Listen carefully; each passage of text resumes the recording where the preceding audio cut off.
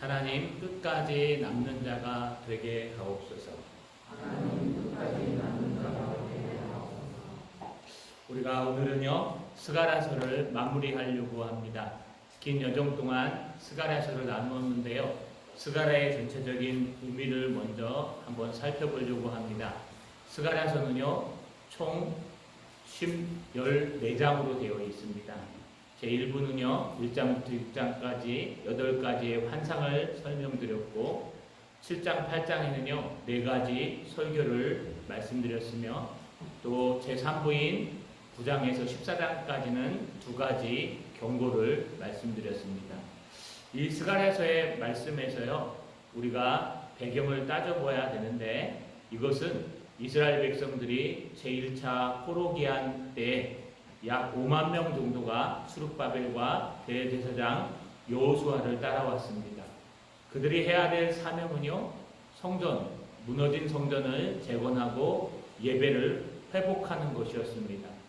그런데 그것을 사마리아 사람들과 방해하는 사람들을 통해서 4년 만에 지을 성전을 16년 동안 짓지 못하고 있었습니다. 그때 학개 선지자와 스가랴 선지자가 나타나서요 너희가 힘을 내서 용기를 내서 하나님의 성전을 재건하고 예배를 회복해야 된다. 어떤 방해가 있어도 하나님이 보고 계시니까 성령의 은혜로 우리의 하나님의 성전과 예배를 회복하라고 경고합니다. 그 경고로 말미암아 이스라엘 백성들은 힘을 내어서 남은 자들이 모여서 하나님의 성전을 4년 만에 총 20년 걸려서 재건합니다. 재건한 후에 4가지 설교를 하고요. 그 다음 후에 약 30년이 또는 36년이 지나서 마지막 9장에서 14장 2가지 경고를 하고 있습니다. 그 중에 오늘은 마지막 최후의 그날에 대해서 이제 경고와 또 축복의 말씀을 나누는 것을 우리가 볼 수 있습니다. 우리는 이렇게 시작합니다. 오늘 본문 16절에 보니까 예루살렘을 치러왔던 이방 나라들 중에 남은 자가 해마다 올라와서 그 왕 만군의 여호와께 경배하며 초막절을 지킬 것이라. 이 앞에요 하나님께서 하나님의 백성들 또 하나님을 믿는 자들을 시험하고 연단하신다고 말씀하셨습니다. 3분의 2는 멸절할 것이요 3분의 1만 남을 것인데, 그 3분의 1도 모두 하나님의 백성이 아니라 그 3분의 1을 하나님이 금과 은과 같이 연단하시고 시험하셔서 결국 끝까지 남은 자, 여호와의 이름을 부르는 자들을 하나님께서 새 언약으로 맺으시고 너를 회복하며 구원하시겠다고 약속하셨습니다.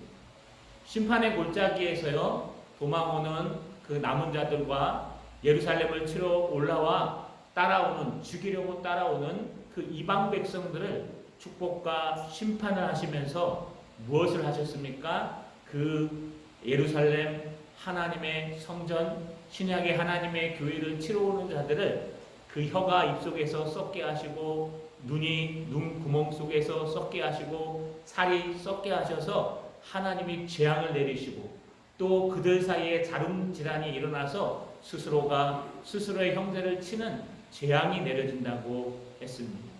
그런데 중요한 일이 하나 발생합니다. 지난주 16절을 우리가 앞부분만 잠깐 살폈는데요. 그들을 치러 따라왔던 사람들이 변화되는 놀라운 역사가 그날에 일어납니다. 오늘 16절에 보니까 예루살렘을 치러 왔던 이방 나라들 중에 남은 자가 해마다 올라와서 그 왕 만군의 여호와께 경배하며 초막절을 지킬 것이라. 하나님을 믿는 사람들을 치러 오는 사람들이었습니다. 하나님을 믿는 사람들의 원수들이었습니다. 예수 믿는 사람들, 예배드리는 사람들의 원수들이었습니다. 오히려 예배드리지 못하게 또 하나님을 믿지 못하게 방해하고 공격하던 사람들이었습니다. 그런데 그들이 살아계신 하나님의 심판을 보고 그들이 살아계신 하나님을 보고 그들의 마음을 돌이켜서 하나님을 믿기 시작한다는 것. 그것을 뭐라고 표현합니까? 예루살렘을 치러 왔던 이방 나라들 중에 남은 자가 있다는 거예요. 하나님의 역사를 보고 전혀 생각지 못했던 핍박하던 사람들이 하나님을 믿기 시작합니다. 하나님의 역사를 보고 전혀 저 사람은 하나님을 믿을 것 같지 않은 사람이 마지막 날에 하나님을 믿게 된다는 겁니다. 여기 등장하지는 않지만 이 하반의 모든 주제는요, 그날입니다. 그날이라는 것은 여호와의 날, 심판의 날이라는 표현입니다. 그날이라는 것을 두 가지로 해석하는데요, 하나는 기간으로 볼 수 있습니다. 구약의 성경을 쭉 읽어보시면 메시아가 그리스도가 이 땅에 오시면 여호와의 날, 하나님의 심판과 구원의 날이 있을 것이다 라고 말했습니다. 그래서 이 그날은요, 예수님께서 이 땅에 그리스도로 초림하시는, 말구에 초림하시는 그때부터 십자가에 달려 죽으시고 승천하셔서 이제 재림하시는 그날까지 그 사이가 구약 사람들이 보기에는 여호와의 날, 그날 종말입니다. 그러니까요, 지금 살아가는 저와 여러분이 구약 사람들이 보기에는 종말을 살아가는 사람들입니다. 여기 그날을 사는 사람들은 우리를 얘기하는 겁니다. 또 하나는요, 여러분 꼭 그렇게 해석할 때 한 날로 볼 수 있습니다. 오늘 20절과 21절에서 살펴볼 건데요, 한 날로 보아서 이제 최종적으로 주님이 재림하실 때 이 땅이 어떻게 변화되는가에 대해서 스가랴는 마지막 재림의 날, 한 날, 하나님 아버지만 아시는 그날에 대해서도 이야기합니다. 종말을 살아가는 사람들, 우리들에게요, 하나님께 심판과 하나님의 축복이 함께 임하게 되어 있습니다. 그런데 우리를 치는 원수들 중에서도요, 하나님의 놀라운 역사를 경험하고 하나님을 안 후에 하나님을 예배하는 사람들이 생기기 시작한다는 것입니다. 특별히 해마다 올라와서 해마다 예루살렘으로 올라옵니다. 여러분, 올라오다는 뜻은요, 한 가지는요, 이 예루살렘이 시온산에 있기 때문에 시온산으로 올라간다라는 표현이 있습니다. 또 하나는요, 여러분, 우리가 중요한 곳으로 갈 때, 여기서 부산 갈 때 부산으로 내려간다고 안 그러죠? 부산으로 올라간다 그러고 서울로 올라간다고 얘기합니다. 왜냐하면 그 도시가 더 크고 더 큰 도시이기 때문에, 중요한 도시이기 때문에 우리가 올라간다는 표현을 사용합니다. 마찬가지로 예루살렘에 올라간다는 뜻은 우리가 예루살렘에 성전이 있고 예루살렘에 하나님이 계시고 예루살렘에 하나님의 몸된 신약의 교회가 있기 때문에 그쪽으로 올라간다는 표현입니다. 무엇을 하러 올라갈까요? 하반절에 보니까 그 왕 만군의 여호와께 경배하며 초막절을 지킬 것이다. 초막절을 지키러 해마다 올라간다는 뜻입니다. 여기 해마다라는 단어도요, 원문에는 매년이 아닙니다. 시시때때로 정해진 때라는 뜻이에요. 그래서 꼭 초막절뿐만 아니라 뭐 6월절, 77절, 초막절 이 세 절기 다 올라가고요. 또 정해진 하나님의 예배 시간, 제사 시간에 우리가 주기적으로 하나님 앞에 올라가서 그 왕 만군의 여호와께 영광을 경배하며 초막절을 지킨다, 영광을 돌린다는 뜻입니다.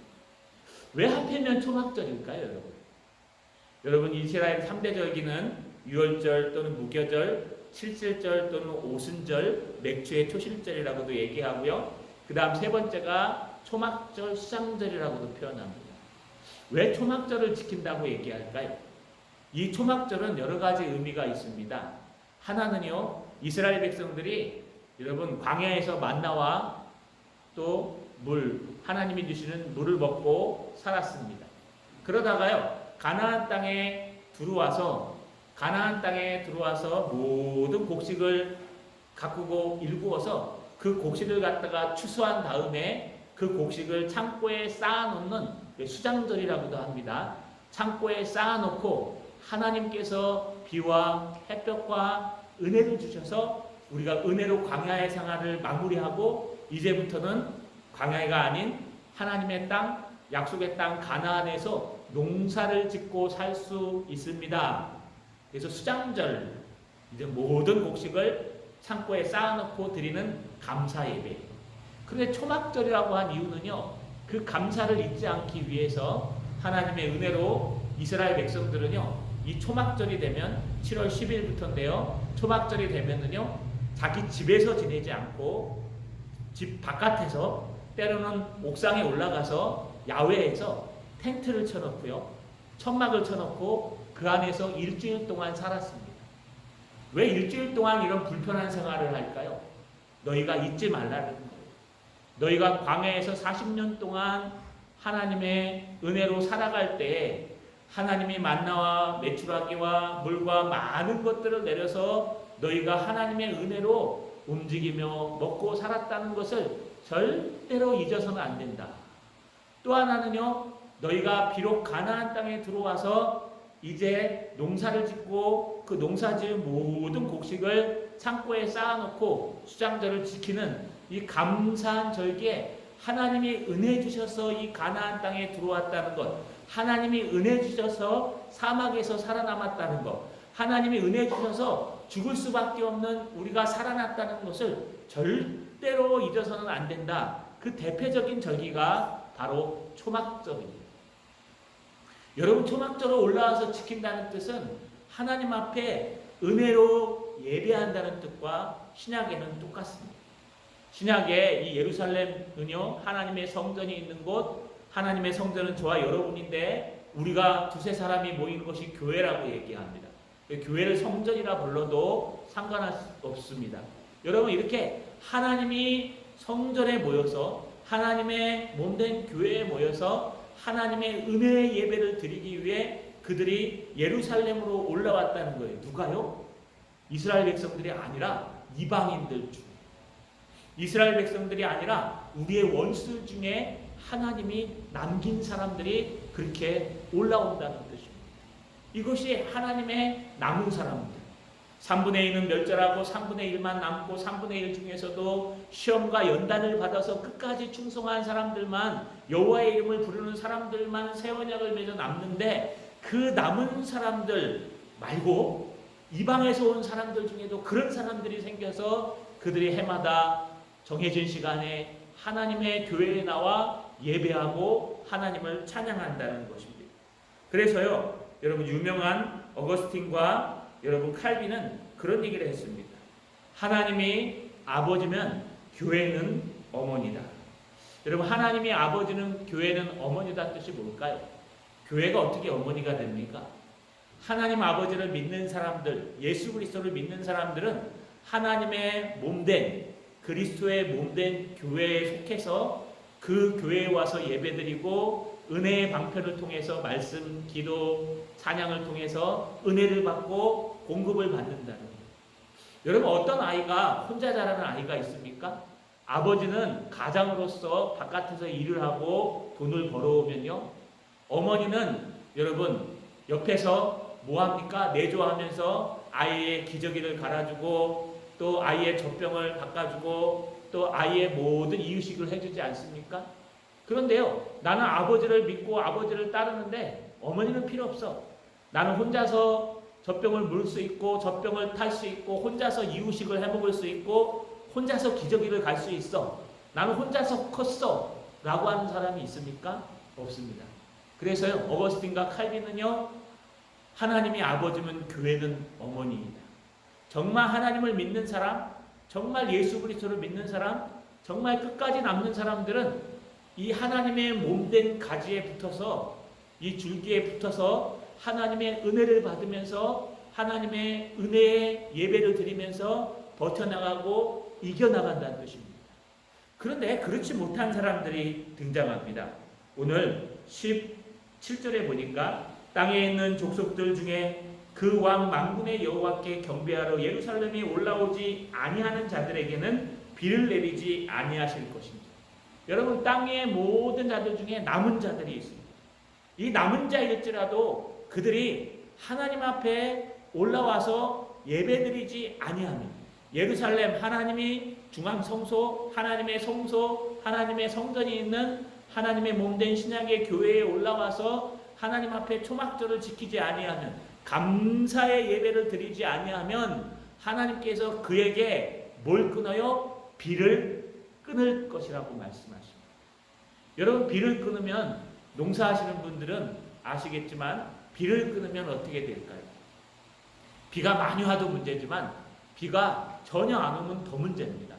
왜냐하면요, 이스라엘 백성들은 이른 비와 늦은 비가 와야지만 씨를 파종하고 또 곡식을 익어서 거둘 수 있었습니다. 농경사회이기 때문에. 오늘날도 비가 내리지 않으면요, 여러분, 어떤 도시는 급수를 제한합니다. 그래서 물을 몇 시간 안에만 틀어주고 나머지는 물을 꺼버립니다. 얼마나 힘든지 아십니까? 여러분, 그런 구조에 사시면요, 이만한 달아갖다 놓고 물 받아놓고요, 그 물로 설거지하고 씻고 먹고 해야 됩니다. 지금이야 뭐 생수도 있지만, 여러분, 이 물이요, 지금도 어렵지만 농사 짓는 사람들에게 있어서 물은 필수적인 것입니다. 너희가 아무리 하나님을 믿고 하나님을 의지한다고 떠들고 예수 그리스도를 믿는다고 얘기해도, 너희가 끝까지 버티고 남아있더라도, 너희가 정말 예수를 믿는 사람이요 하나님의 백성이면 매 시간 하나님께서 정해주신 그 예배에 나와서 하나님의 교회에서 은혜를 받으며 초막절에 예배를 지키게 되어 있는데, 나는 믿노라 하면서 하나님의 초막절에 올라오지 아니하고 하나님의 예배에 나오지 아니하고 하나님의 모든 것에 나오지 아니하고 나 혼자 믿으면 어떻게 되느냐? 하나님이 은혜의 비를 내리지 아니하신다. 못 견딘다는 거예요. 그러면서 예를 하나 듭니다. 여러분, 물이 절대로 마르지 않는 곳이 있습니다. 바로 이집트입니다. 여러분, 18절에 보니까 만일 애굽 족속이 올라오지 아니할 때에는 비내림이 있지 아니하리니 여호와께서 초막절을 지키러 올라오지 아니하는 이방 나라들의 사람을 치는 재앙을 그들에게 내리실 것이라. 애굽을 예를 듭니다. 여러분, 애굽은 이집트입니다.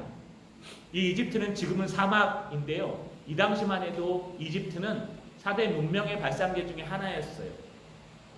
이집트에 나일강이 있었습니다. 이 나일강은요, 절대로 마르지 않는 강이었습니다.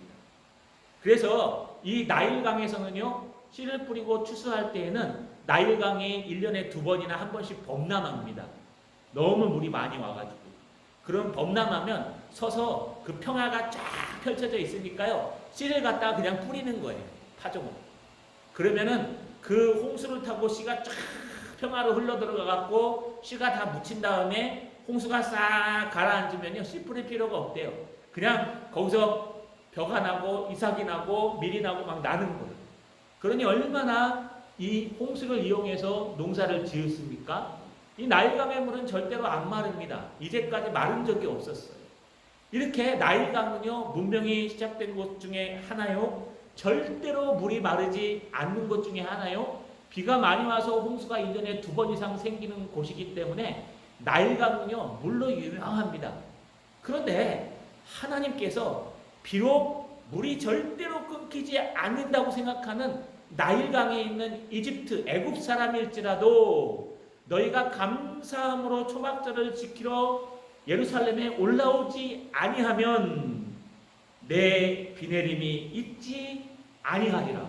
말라버리겠다. 그때가 되면 비를 절대로 안 내려주시겠다. 여러분, 우리 잘 들으셔야 됩니다. 우리가 아무리 돈을 많이 쌓아놓고 아무리 성공을 하고 아무리 큰 사람이 되고 내 하는 일이 형통하게 잘 돼서 나는 넉넉해라고 할지라도 하나님이 은혜 주시지 않으면요, 그거는 누구 것이 될까요? 우리가 아무리 건강하고 아무리 힘이 있고 능력이 있어도요, 하나님이 그 건강을 지켜주시지 아니하면 우리는 무엇을 할 수 있을까요? 여러분, 이것이 하나님의 은혜입니다. 하나님의 백성들, 남은 자들은요, 끝까지 남아서 내가 풍족할지라도, 내가 유명할지라도, 내가 하나님 없이도 살 것 같이 보일지라도 오직 하나님께서 내 광야 시절에, 젊은 시절에, 어린 시절에 하나님께서 우리 가정을 지켜주시고 은혜 내려주셨던 그 모든 것을 기억하고 하나님의 예배에 나와 하나님 앞에 감사함으로 은혜로 예배드리지 아니한다면 하나님이 그 은혜를 끊어주신다. 농사에 있어서 비는 은혜입니다. 그래서요, 우리나라에서도요, 여러분, 비가 내리지 않으면 왕이 직접 가서 회개하고 기우제를 지낼 정도로 일반 사람들도 비가 얼마나 큰 데는 축복이요 은혜인지를 알고 있습니다. 이런 것들을 하나님께서 이방 나라들처럼 재앙을 내리실 것이다 라고 말씀하십니다. 그러면서 무엇을 얘기합니까? 거기에 하나도 예외가 없음을 표현합니다. 19절에 애굽 사람이나 이방 나라 사람이나 초막절을 지키러 올라오지 아니하는 자가 다들 벌이 그러하니라. 여기 벌이라는 단어가 있습니다. 이거를 히브리어로 하타트라고 헬라어고요. 헬라어로는 하마르티아라고 하는데 이 똑같은 단어인데 빗나가다는 뜻이에요. 그래서 죄를 나타낼 때 히브리어로 하타트, 헬라어로 하마르티아. 하나님께서 관역을 딱 주셨는데 빗나가는 거예요. 하나님께서 올바른 길을 주셨는데 옆길로 새는 거예요. 이걸 죄라고 얘기해요. 하나님이 말씀을 주시고 오직 예수 그리스도의 십자가의 은혜로 예수를 믿음으로 구원을 받는다고 말씀하셨는데 그거 말고 다른 거 하면서 싹 옆으로 빗나가면 그거는 죄예요. 그 죄에는요 형벌이 있습니다. 죄의 싹은 사망이니라 라고 말씀하시는. 그래서 칼빈이나 다른 사람들은 이것을 번역할 때 죄의 형벌을 내리시리라. 네가 지은 죄를 은혜로 해결해 주지 아니하고 거기에 정확한 형벌을 내려 주실 것이다 라고 선포하고 있습니다. 그가 누가 되든지 물이 많은 애굽 사람들도 예외가 아닙니다. 이방에서 돌아온 남은 자들도 예외가 아닙니다. 이스라엘 백성 남은 자들도 예외가 아닙니다. 나는 예수 믿고 있어. 나는 예수 믿고 구원 받았어. 확신하는 사람도 예외가 아닙니다. 왜냐하면 그 확신은 마지막 구원의 날에 가봐야 알기 때문에. 우리의 모든 것은요 어린아이의 모든 삶까지도 하나님은 보고 계시고 알고 계시기 때문에 예수를 정말 믿는 자들에게 필요한 것은요 내가 하나님의 전에 나와 예배하고 있느냐 그렇지 않느냐가 중요합니다. 여러분 어머니가 없이 클 수 있습니까? 어머니의 품에 없이 나 혼자서 신앙을 자처할 수 있습니까? 못합니다. 우리는요 하나님께서 주시는 은혜를 공급하는 은혜의 방편들이 있어요. 그 중에 하나가 말씀이요, 그 중에 하나가 기도요, 그 중에 하나가 예배요, 그 중에 하나가 교제요, 여러 가지가 있어요. 봉사요. 그런데요 그 중에 가장 중요한 것이 예배예요. 예배에는 이 모든 것이 다 들어있어요. 예배에는요 여러분 우리 예배 전에 예전을 하죠. 하나하나 서서 이렇게 하나님 앞에 우리의 신앙을 고백합니다. 찬양을 하고 대표기도 우리 장로님과 안집사님들 하시죠. 여러분을 대표해서 하나님께 기도하는 거예요. 제가 하나님의 말씀을 선포하죠. 일주일 동안 준비해서 하나님의 음성을 여러분이 들으시는 시간이에요. 그러고 나서 헌물을 드리고 찬양을 하고 예배하죠. 이 예배 속에 모든 것이 다 들어있기 때문에 신학자들은요 이 예배는 은혜의 방편 중에 가장 중요한 것입니다. 예배는 은혜의 방편, 하나님이 우리를 위해 은혜 주시기 위해 통로를 열어놓으셨는데 가장 중요한 것이 바로 예배라는 거예요. 그래서 참된 성도들은요 참된 끝까지 참아내는 사람들은 초막절처럼 은혜의 예배를 정해진 시간에 나와 드리고 가정에 있더라도 못 나왔더라도 은혜의 예배를 신령과 진정으로 은혜로 예배드리는 사람이라고 말하는 것입니다. 자 여러분 한번 돌아봅시다. 여러분들은 예배하고 있습니까? 아니면요 나는 예배 필요 없어. 나는 그냥 혼자서 예수 믿고 혼자서 성경 읽으면 되고 혼자서 기도하면 되고 나는 혼자서 다 할 수 있어. 여러분 그런 분들 계십니까? 아마 그 신앙이 나중에 오래 못 갈 거예요. 왜냐하면요 하나님이 비를 내려주시지 않아요. 이 현장에서 받는 은혜가 있어요. 아주 유명한 웨슬리가 있었습니다. 휘필드가요. 휘필드는요 교단에서 쫓겨나서요 여러분 야외에서 설교하기 시작했어요. 휘필드가 설교하는 곳에 하나님의 역사가 일어났어요. 그의 설교는 많지 않았습니다. 그냥 예수 믿으라는 설교 중에 하나였어요. 그런데요 그가 설교하는 곳에서 하나님의 성령의 놀라운 역사들이 일어났어요. 많은 사람들이 회개하고 예수님 하나님을 믿기 시작하고 예수 그리스도를 영접하기 시작했어요. 그래서 책을 내는 사람들이 와서요 휘필드한테 얘기합니다. 당신의 모든 설교를 책으로 내고 싶습니다. 그랬더니요 휘필드가 반대했어요. 이렇게 얘기했습니다. 이 현장에 하나님의 구름과 하나님의 은혜와 하나님의 음성과 하나님의 감정들을 모두 담을 수 있다면, 책 속에 담을 수 있다면 내십시오. 여러분, 히필드의 설교가 몇 편 전해지지가 않습니다. 세계적인 부흥 가운데. 왠지 아십니까? 현장에 나와 하나님 앞에 예배하는 것이 얼마나 소중한지 모르고, 하나님의 참된 성도는요, 하나님의 예배에 나와 하나님 앞에 은혜로 예배드리는 사람들입니다. 하나님의 성도들은요, 물론 두 발을 이 땅에 서서 하늘을 바라보고 있는 존재가 우리이기 때문에 이 땅의 법도 지켜야 됩니다. 50명 이하, 그러면 50명 이하만 오셔야 됩니다. 그래서 1, 2부로 나눴죠. 여러분, 그러나 그럼에도 불구하고 우리는 최선을 다해서 이 마지막 때에 여호와의 날을 살아가는 우리들에게 가장 크고 중요한 것은, 예수 그리스도를 정말 믿는다는 것은 하나님 앞에 신령과 진정으로 은혜 받는 예배를 드려야 한다는 거예요. 은혜의 비가 내려야 한다는 거예요. 그래야지만 하나님의 역사가 일어납니다. 저 여러분, 하나님 앞에 은혜의 예배를 포기하지 않는 저 여러분 되시기를 주님의 이름으로 소망합니다. 여러분, 그러면서요, 20절과 21절에 이제 스가랴서를 마무리합니다. 20절과 21절에는요, 그날로 시작해서 그날로 끝납니다. 원문에 보시면요, 여러분, 그날, 하후, 하욤이라고, 하욤, 하후라는 그 날에라고 하는 것과 맨 끝에 하후, 하욤 해가지고요, 그날에라는, 그날에로 딱 감싸버렸어요. 이건 최종적인 하나님의 날, 주님 재림하시는 바로 그날을 이야기합니다. 그날에 어떤 일이 있을 것이냐, 너희가 참고 견디고 은혜의 예배를 지키며 초막절을 지키며 견뎌냈을 때, 마지막 때에 주님 재림하실 때 어떤 일이 있을 것이냐에 대해서 아주 간단하게 두 절에 얘기합니다. 여러분, 20절 초반절에 보니까 그날에 말 방울까지 여호와께 성결이라 기록될 것이라. 여러분, 이스라엘 사람들은요, 여호와 아도나이라는 말을 써요. 여호와, 우리가 읽듯이 여호와 하나님 이렇게 안 읽어요. 왜냐하면요, 여호와는 거룩한 뜻이기 때문에 여러분, 여호와를 이렇게 쓸 수가 없어요. 읽을 수가. 이걸 캐티브 캐레라 그래요. 그래서 읽을 때는요, 주님이라고 읽어요. 아도나이. 그래서 여호와 하나님은요, 아도나이 엘로힘 이렇게 표현해요. 왜요? 여호와라고, 야훼라고 읽지 않아요. 너무 거룩해서. 그런데 이 거룩한, 여호와께 성결이라는 이 거룩한 단어를 누구만 쓸 수 있었냐 하면은요, 여러분, 제사장만 쓸 수 있었어요. 제사장이 어떻게 쓸 수 있었냐? 제사장이요, 대제사장이 쓰는 관에 달려있는 정금판이 있는데 판에다 도장처럼 새깁니다. 출애굽기 28장 36절에 보니까 나는 또 순금으로 패를 만들어 도장을 새기는 법으로 그 위에 새기되 여호와께 성결이라 하고 그 패를 청색끈으로 관 위에 매되 곧 관 전면에 있게 하리라. 여러분, 그 관 전면에다가 여호와께 성결해갖고 맨다는 뜻이에요. 왜 그렇게 할까요? 이거는 대제사장만 써서 메고 다닐 수 있는 것이 여호와께 성결이라는 글자예요.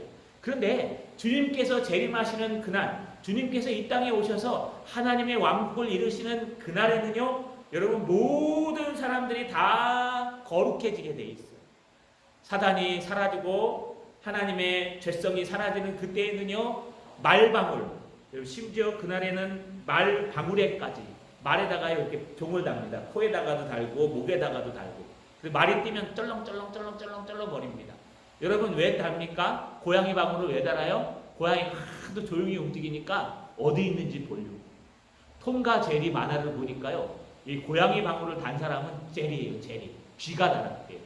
왜냐하면 고양이가 오나 안 오나 오면 도망가려고. 근데 그건 만화 얘기고요. 고양이가 하도 조용히 움직이니까 고양이가 어디 있는지 나비야 라고 부르면요, 딸랑딸랑딸랑 소리 듣고 알아요. 강아지는 뛰어오는데 고양이는 이 좀 자존심이 있지 않습니까? 그런데 말에도 방울을 달았어요. 이렇게 하찮은 짐승에 방울을 달았는데 그 방울에 뭐라고 쓰여 있어요? 여호와께 성결. 아니, 대제사장에게만 쓰는 여호와께 성결, 거룩이라는 단어를 말방울에까지 단다는 거예요.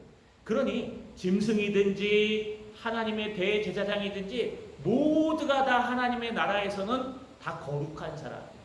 또 하나 있습니다. 20절 상반절과 21절 상반절을 보면 이 여호와의 전에 있는 모든 솥이 제단 앞 주발과 다름이 없을 것이니 예루살렘과 유다의 모든 솥이 만군의 여호와의 성물이 될 것인즉 제사 드리는 자가 와서 이 솥을 가져다가 그것으로 고기를 삶으리라. 여러분, 성전 안에도요 거룩한 게 있고 덜 거룩한 게 있어요. 여호와의 솥은 뭐냐면요, 큰 쟁반같이 생겨가지고 재물을 삶거나 아니면 재물을 움직일 때, 염소나 양을 잡았을 때 그 양을 삶거나 움직일 때 이렇게 들고 다니는 거고요. 여호와의 전 앞에 있는 주발은 잔을 얘기합니다. 이 성잔인데 이 잔에는요 그 어린 양의 피를 담아서 여러분 성소에 뿌릴 때 갖고 들어가는 거예요. 그러니까 안에서 쓰는 물건이랑 바깥에서 쓰는 물건이랑 얼마나 다릅니까? 그렇죠? 이거 비교하자면 이렇습니다. 우리 성찬식 때 쓰는 조그마한 잔 있죠? 여러분, 성찬 잔, 플라스틱이지만 그 잔과 저 식당에 가시면요 여러분 불 앞에 이만한 솥이 있습니다. 물 끓이는 솥. 어느 게 더 거룩합니까? 우리가 생각하기에 여러분 이 성찬잔 되게 거룩하게 다루지 않습니까? 이 권사님들 외에는 못 건드리고 장로님들 외에는 이렇게 씻지 못하고 막 그러지 않습니까? 그러나 저기 있는 주발은 아무나 막 건들 수 있어요. 이렇게 교회에서도요 여러분 어떻게 보면 우리도 그 용도에 따라서 다 나누는데 이스라엘 백성은 더했습니다. 성전 안에서 여호와의 그 어린 양의 피, 양의 피를 받아 올리는 주발과 그냥 고기를 들고 다니는 솥은 하늘과 땅 차이가 같대요. 그러니까 이제 모두가 다 거룩하니까 여호와 앞에 성결하니까 잔이 됐든 그릇이 됐든 상관없다는 거예요. 심지어 이 솥도 하나님이 쓰시는 솥만 써야 되는데 그렇지 않습니다. 여러분 너희가 쓰고 있는 그 솥을 갖다가 가져다가 하나님의 성전에다 넣고 써도 상관이 없다. 여러분 너희가 쓰는 그것 갖다가 하나님의 성전에 가서 써도 전혀 상관이 없다. 지장이 없다. 여러분 거기는 거룩한 나라이기 때문에 말방울에도 여호와의 성결, 솥에도 여호와의 성결, 잔에도 여호와의 성결, 우리 모든 성도들도 여호와의 성결, 하나님 앞에 거룩한 곳이 천국이요 천국은 거룩한 곳입니다. 성도들은요 거룩함을 준비하는 거예요. 성도들이 이 땅을 살아가는 이유는요 주님이 우리를 부르실 그날까지 날마다 은혜로 예배하고 날마다 예배를 통해 은혜를 받아서 그 은혜로 성령이 충만하고 거룩하여지는 거예요.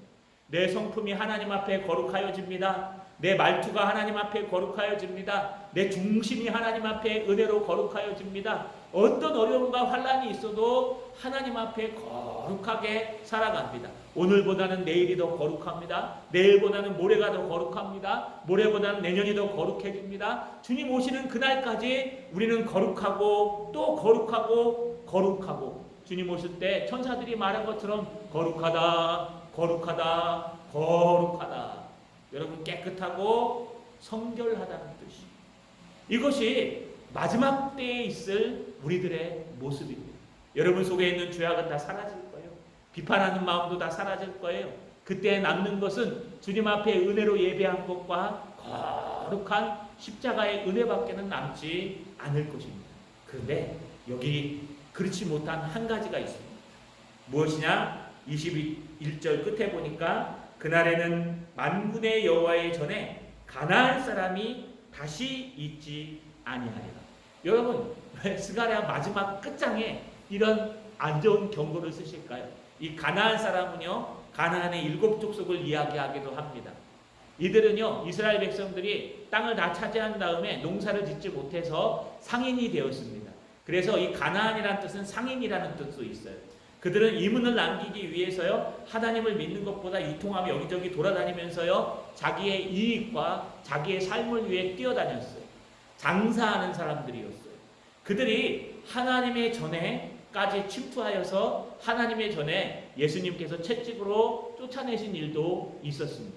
이와 같이 하나님의 전에 하나님의 천국에는요 이런 장사하는 사람이 없는다는 것이 아니라 하나님 한 분만을 바라보고 은혜로 예배하는 사람, 예수 그리스도를 붙들고 날마다 거룩해지는 사람 말고 다른 것으로 살아가는 가나안 사람들, 세상 사람들은 절대로 있을 수가 없다고 말씀하는 것입니다. 자, 여러분 말씀을 마치겠습니다. 오늘 우리가 살아가는 지금이 마지막 때입니다. 코로나가 끝나면 우리가 또 마음 놓고 예배할 수 있을까요? 또 다른 무엇인가가 생기지 않을까요? 전쟁과 기근과 모든 온역들이 마지막 때에 일어날 것이라고 얘기합니다. 점점 더 예배하는 시간이 힘들어지고 어려워질 겁니다. 그럴수록 우리는 하나님 앞에 더 예배해야 됩니다. 초막절을 지키듯이 은혜로 하나님 앞에 예배해야 됩니다. 매일 예배하는 게 한 번밖에 못 드리면 그 한 번에 모든 것을 집중해서 신령과 진정으로 예배해야 됩니다. 그래서 날마다 주님 오실 그날까지 거룩하게 성장하고 변해가야 됩니다. 그럴 때 주님께서 이 땅에 오셔서 거룩하다, 거룩하다, 거룩하다. 너는 착하고 충성된 종이구나. 네가 나를 위해 죽도록 충성했구나. 이제 내가 너에게 생명의 면류관을 주리라. 자, 여러분, 이 마지막 때 참된 은혜의 예배를 드리며 참된 거룩을 따라 살아가는 거룩한 하나님의 진실한 성도들 되시기를 주님의 이름으로 축원합니다.